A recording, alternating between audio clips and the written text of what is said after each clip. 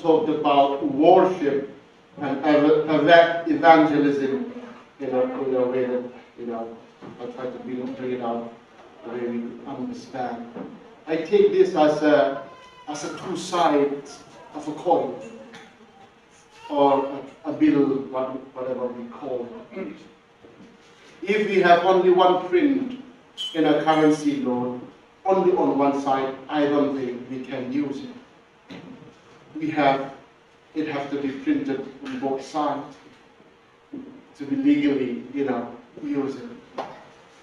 I see in the same way this worship and evangelism is very much part of a Christian life. If one is missing, something is missing there. So if we talk about worship, the way we define worship may be so different from each other. If I ask, where is Matt? It's downstairs. The way he defined worship may be so different with the way Claire defined worship. It may be so different, but what do we understand? I just want to bring a little bit about, how we find in worship, people worship God. So in a dictionary, we see that worship is defined as the feeling or expressions of reverence and adoration for God. It's quite simple. It's expressions of reverence and adoration. The way we express may be different.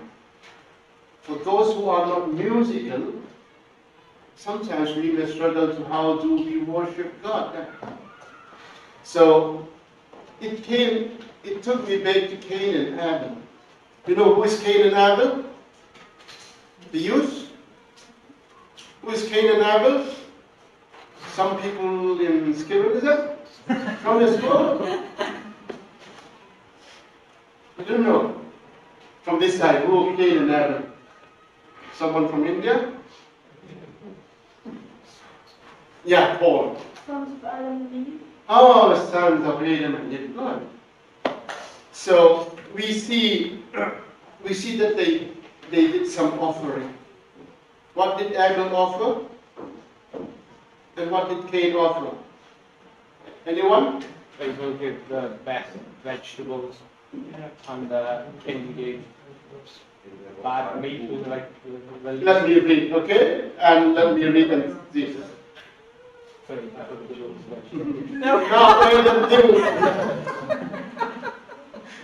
I will read. Abel was a keeper of sheep, but Cain was a tiller of the ground. And in the process of time it came to pass that Cain brought an offering of the fruit of the ground of the Lord, and Abel also brought the firstborn of his flock and of their fat. And the Lord respected Abel and his offering, but he did not respect Cain and his offering.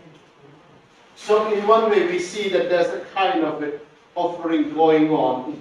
In those days, they might not be as musical as we are. They might not be a kind of worship where all they would do is that bringing their offering to God. They both bring offering to God. What was the difference?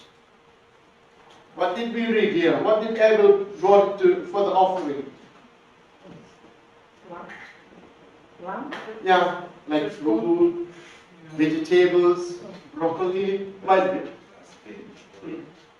And no, Abel was a keeper of sheep, I should say, sorry. And Cain was a tiller of the ground, like a farmer. And Abel was the keeper of sheep. When they brought, what did Abel brought? How did it define here in the Bible?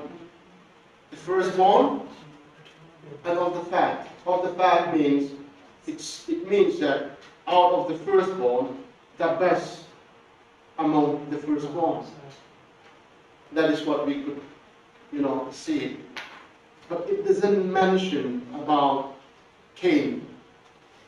It just says that God doesn't accept what offering that he offered. So what we can read is that Abel brought it out from his heart, giving the best of what he has. So that shows that who is God for Adam. And the offering which Cain brought shows that how important God is for Cain. I think this is the best worship that we could see here. It's the matter of heart. Worshipping God, giving our offering is a matter of a heart. If you don't have a right relationship with God, no matter how much you gave it, God doesn't appreciate it. Somewhere in Isaiah, God said to the people of Israelites, I said, I am fed up of your offering. The slaughters which you did, the blood that you shed, I got fed up. Why? It's not from the heart. If it's not from the heart, we can't truly worship God. Who is God for you? Do you truly love God? Or are you just pretending to love God? Why are we here on Sunday? What draws us to come to church, to worship? Is it because I'm part of this church? If I don't go, people might say that, oh, where is James? Do I come for that reason? Or do you come because your parents ask you to come? Why do you come? Is it because of Jesus or because of something else? If it is not because of Jesus, I think we are missing something here. I read a story long time ago. I don't know from which book it is.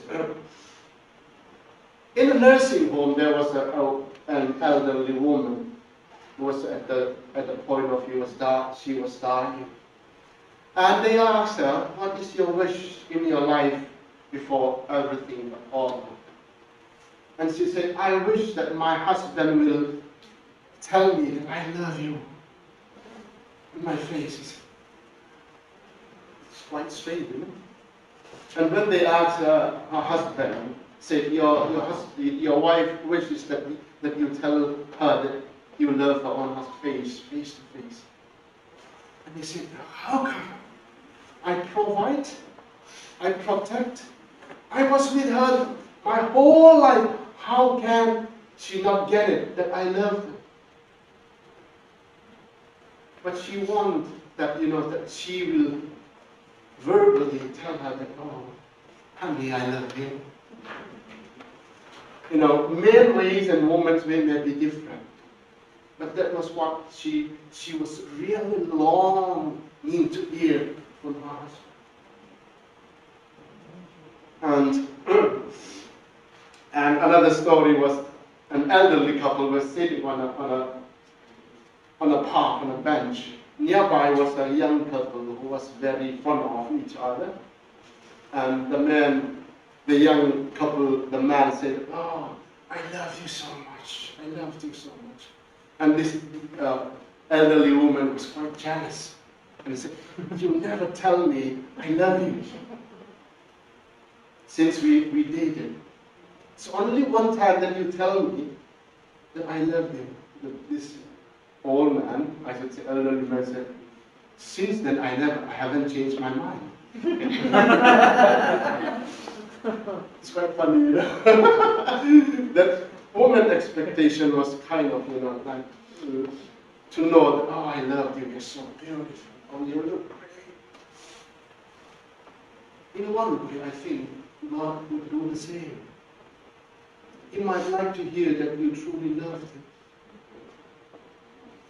Just to say, oh God, I loved you so much. Thank you for this blessings. Thank you for this life. If you go and appreciate someone, I don't think there will be a single person who will be be angry with that? No. They will be grateful. Even if you just give a gummy to a person, say this, oh James, thank you so much. I didn't expect it. You might like to give more. Come on, have the whole packet.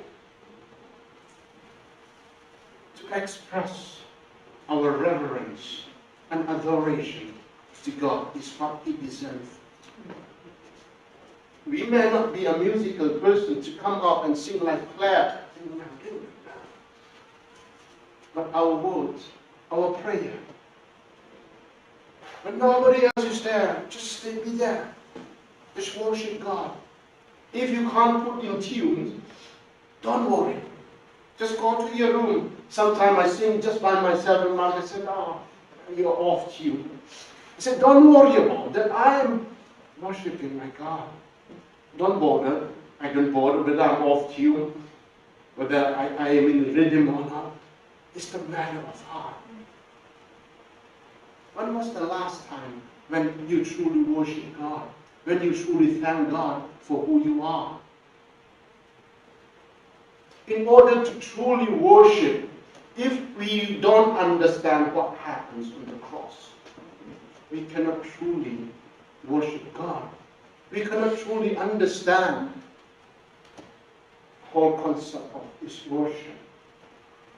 If we don't know that how sinner we are and how God saved us from the eternal condemnation, then we might not be able to understand and appreciate God. If not, we will worship God when good things happen. If you got promoted, we'll say, oh, thank you, Jesus, blah, blah, blah, blah. And when something is wrong, we say that, God, I didn't understand what is going on. Life is up and down. One day we are happy, one day we are down. Something like that. But when we truly understand who we are in God, we will be able to worship God. I like about King David. King David is so famous because he was dancing. Have you ever danced? I know about dance, the bumper dance. He was a good dancer. Have you ever danced in your life?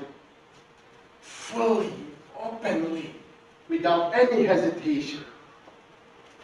I think our friends from Nigeria might quite, yeah, I know, one day we should do the dance. Here, King David, was so joyful, was so excited. And I think he forgot he is the king. And he gone out and he was just dancing. I don't know what kind of a music were they playing. Might be chaya chaya chaya. Not like that kind of rhythm, He openly expressed his joy to God.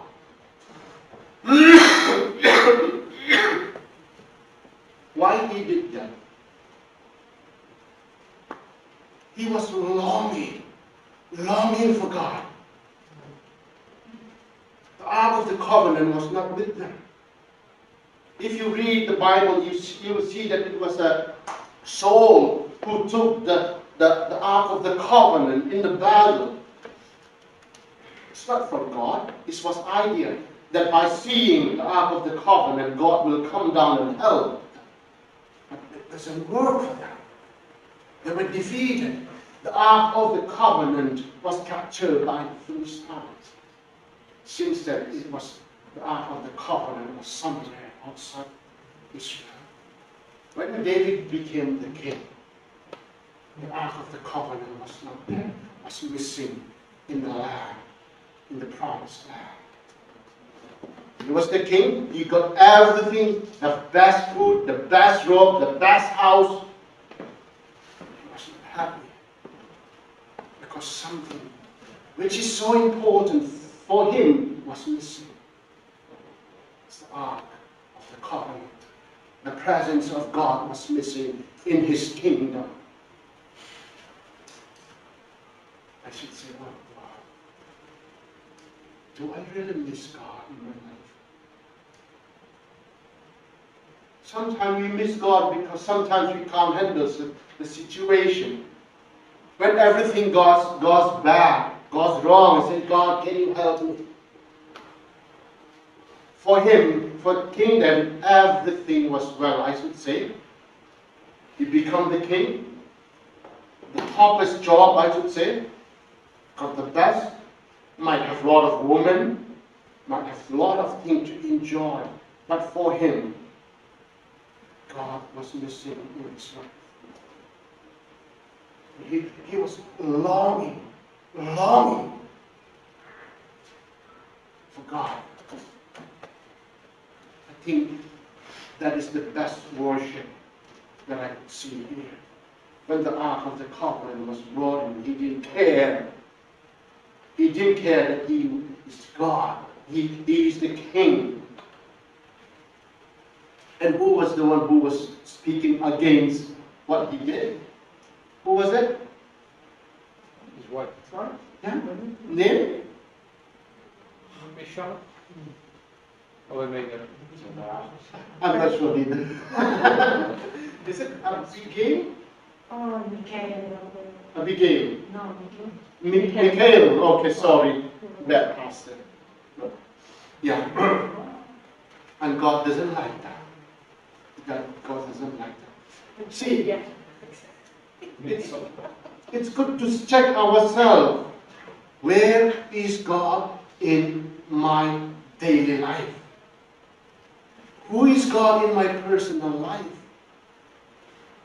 It's very easy to pretend. Cain and Abel, they brought same offering. They did the same thing, but not from the heart. We can pretend to be a good Christian. We can pretend to be something. But if it's not for the heart. So, we could say that worship has to start from within. And without knowing what Christ has done for us, we cannot truly worship. It has to, worship is a matter of heart. If it doesn't start from there, it doesn't start well. So, on the other hand, what we see is evangelism. That is the worship part. On the other side, we see evangelism.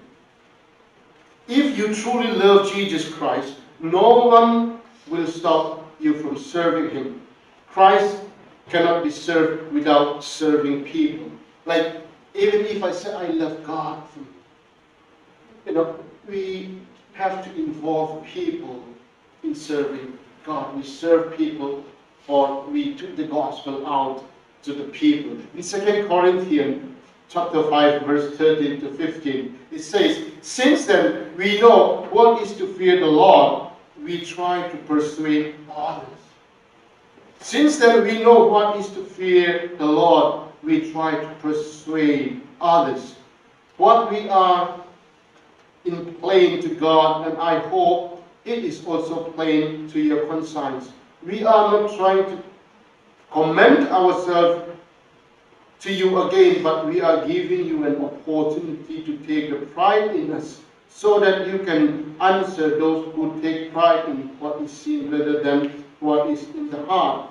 If we are out of our mind, as some say, it is for God. If we are in the right mind, it is for you. This is what I like. For Christ's love compels us, because we are convinced that one died for all and another died, and therefore all died. And he died for all, that those who live should no longer live for themselves. Let me repeat. And he died for all, that those who live should no longer live for themselves, but for him who died for them and was raised again. This is the love story. For those who truly understand what happens on the cross, it changed life. It changed life. And from there, the whole purpose, the whole meaning, the whole goal, the whole aim of life changed. We could see in the life of Paul. After he encountered Jesus, after his conversion, he's totally different person.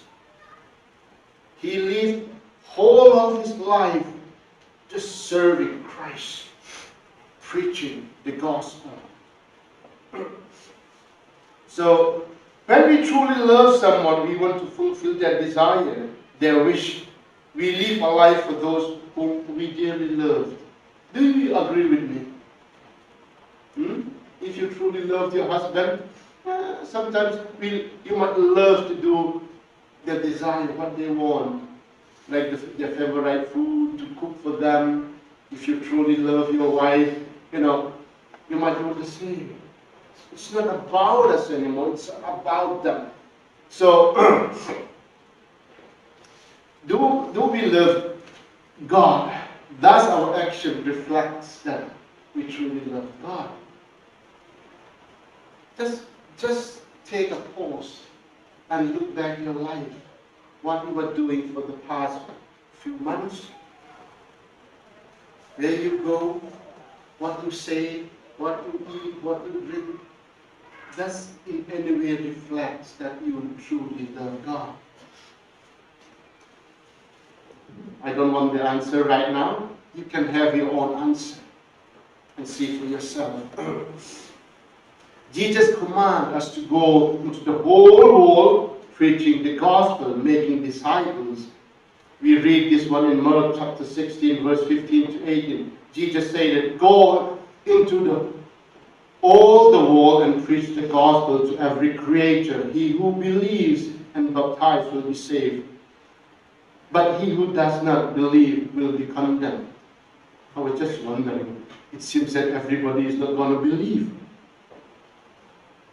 And this sign will follow those who believe. In my name they will cast out demons, they will speak with new tongues, they will take up serpents, and if they drink anything deadly, it will by no means hurt them. They will lay hands on the sick and they will recover. This is what Jesus wants us to do, to take the gospel to the people who haven't heard about the gospel. Jesus wants us to go and let the other person know what he did on the cross for that person. The responsibility is given to us. Jesus has done his part, giving his life for us. And that is his mission. And he wants us to continue his mission, what he has started. What a great privilege. What a great privilege. For example, if King Charles asked me to do something here in school, I said, oh, so excited that the king asked me to do something. We are given a responsibility from God who created heaven and earth, who has the all authority. So, when we understand who he is and the responsibility that we have, we will never just sit quietly. And I know taking the gospel, speaking about God is not easy in this country. I go out the street many times. Sometimes it's tough. Sometimes people will talk back to us not a nice way. But like it said, Christ's love compels us to do it. It's not that we are forced to do it, but the love of God that he has for us that compels us to do it. And, when we read the life of Paul, even though there was so many suffering in his life, if you count his suffering, how many shipwrecks he has gone through, how many beatings he has gone through, how many hunger that he has gone through, sleepless nights, rejection, all those things. But still, he enjoyed doing for Christ because he loved him so much. That's a kind of, giving something for God if we truly love God. I have another story, but I don't know from where did I get again this one. I'm very bad with memory with the books that I read. It's about a slave who has been freed by his new master. This slave seems to be a very not obedient slave, very quite notorious, might be quite rude and harsh to his master. And when they bought him, after a few weeks, you have to go back to the slave market again and again and again and again. That was what his life is all about. And one day, one person saw that slave and he bought it. He bought that slave. And that slave, in his mind, was saying that, oh, I will make him regret that he bought me. He said that I will make him regret that he bought me. And when they reached home, the one who bought the slave, in those days, there used to be a kind of a earring to mark that they are slaves. And when they reached home, they sit down, and the new master removed his earring. And they said, from this day you are free. Go wherever you want. Do whatever you want. You are free. He couldn't understand. He couldn't understand it. He thought that he will be quite rude to him. He will be harsh to him. But he gave him the freedom. From this day onward, no one owns you. You own your own life. You have the freedom. Go. I'm setting you free. You know what happens? The slave said, I'm not going anywhere.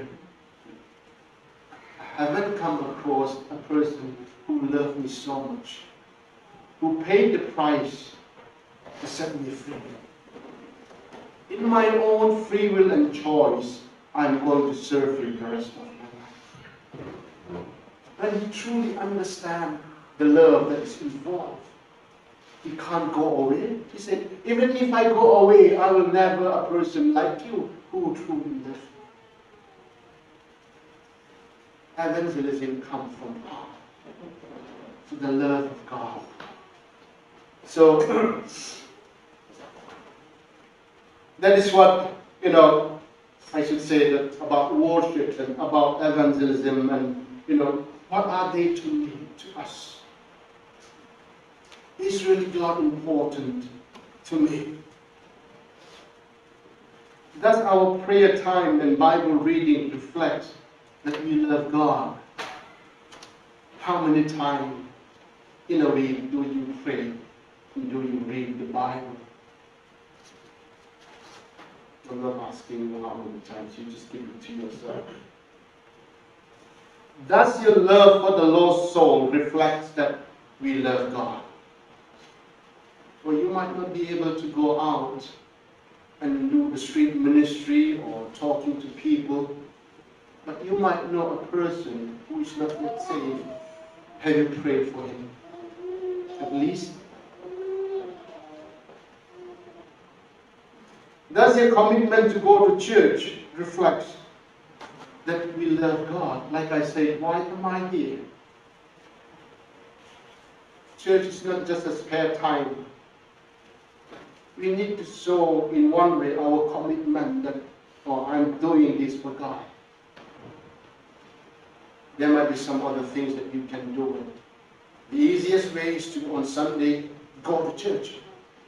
Before we started the church here in New Life Fellowship, we hardly skip the church. We go to here, go to there, whether they truly welcome us or not, we go for God. So, does our giving, our tithes reflect that we love God? I know that money is important in our life. We need money. God will never ask for the spare things that we have. God gave His only begotten Son. Like Abel brought the firstborn to God. For us, it is also our responsibility to set aside the tithe from the blessings that we receive from God. Doing tithe, it's good to ask ourselves. You know, we want God to bless us so much, but then in some way, because we are in the wrong place, God could not do what He wanted to do to us. So, like I said, my message today might not be a very sweet and lovely sermon. I want you to think about this thing. Don't just assume that you are a Christian while you are not. Don't assume that you will go to heaven when you don't have an assurance. If you have any doubt, seek God and settle yourself. That is important. We have given a very little time in this life. I don't know at what point of time my life will end. So before we meet our Maker, it's good to settle our life. If it doesn't start from heart, we can't worship, we can't do evangelism, we will never have that peace in our life if we don't start with Jesus who is on the cross. Thank you.